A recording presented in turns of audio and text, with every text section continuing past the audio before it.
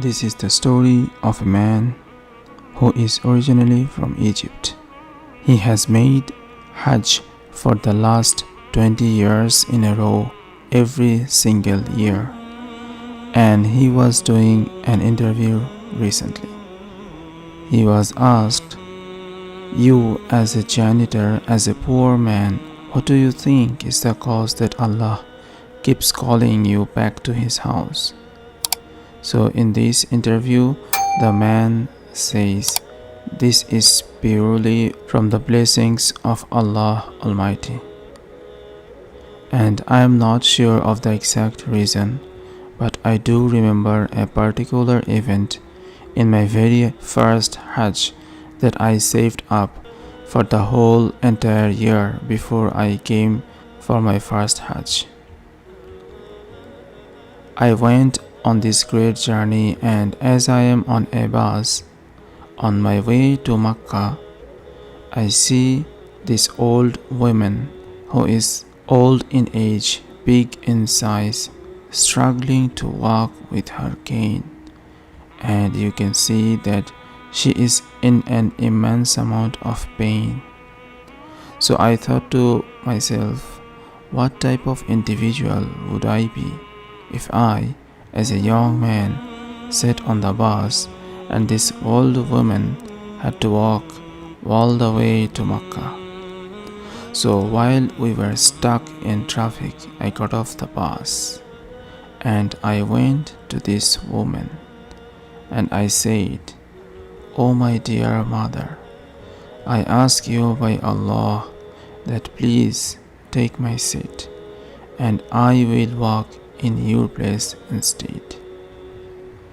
And this woman, she started to cry with tears, thanking Allah that Allah Almighty had sent someone that would take her on the bus rather than her having to walk.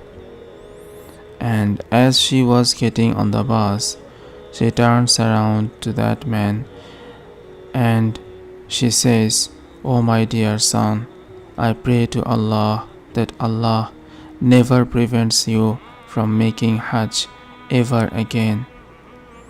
And he says, "Allah knows best, but I believe that was the cause that each and every single year Allah sent someone knocking on my door that requests my help in going for Hajj, or they request my company, or they say, I want to take you to Hajj for free."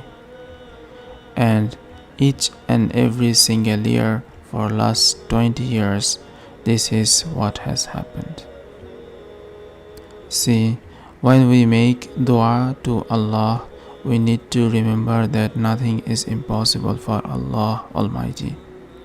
If we were to ask Allah, Allah is shy to turn our hands away empty-handed. We are the ones that fall deficient, that Allah has given us these great blessings, yet we do not take the advantage of it.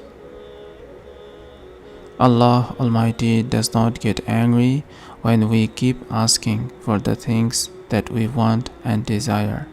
Rather, Allah becomes angry when we don't ask of Him, when we think of ourselves self-sufficient. So dear viewers, Allah has legislated this act of dua as our relationship with Allah. It is our way of conversing with Allah Almighty, and that is why it is one of the most beloved acts of worship. That's for today. See you next time.